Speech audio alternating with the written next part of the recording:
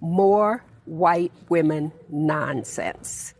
Let's go back to 1876, when a former slave owner named Lucy Foreman Harley said she was assaulted by two black men, leading to a white paramilitary mob killing as many as 100 black men, which witnesses later said was just an excuse to suppress black voters.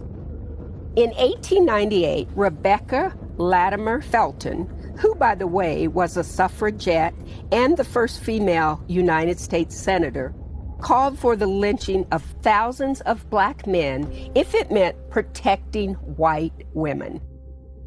Her claim sparked a riot that killed 25 black men. But of course, she's remembered as a hero, a progressive icon for women's rights. Fast forward to 1908. Mabel Hallam claimed a black man raped her. Black neighborhoods were burned, black civilians were shot, and elderly black men were lynched. And just 2 weeks later, she admitted she lied. In 1921, all that Sarah Page had to do was scream, and the whole black community was burnt to the ground, killing over 300 black people.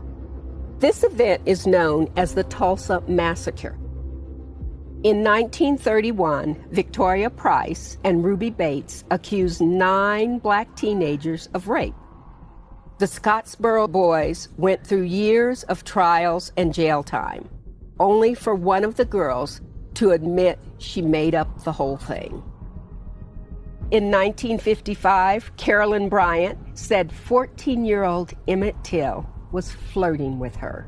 We all know the story of Emmett Till. His brave mother decided to have an open casket so that people could see how he was tortured and murdered. Out of nowhere, this black guy came up and just opened the door and jumped in the car. In 1994, Susan Smith claimed a black man kidnapped her kids, sparking a manhunt that labeled every black man in South Carolina a potential child killer. It just seems so unfair that somebody could take such 2 beautiful children. The true story? Susan Smith killed her children herself. In 2009, Bonnie Sweeten claimed she and her daughter were kidnapped by a black man so that she could swindle her boss and go to Disney World. A few years later, in 2016, rookie cop Sherry Hall claimed she was attacked by a black gunman, starting a massive manhunt.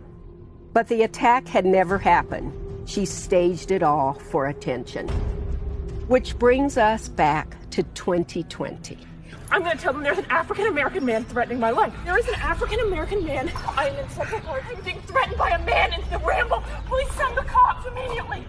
Christian Cooper was bird watching. More white women nonsense.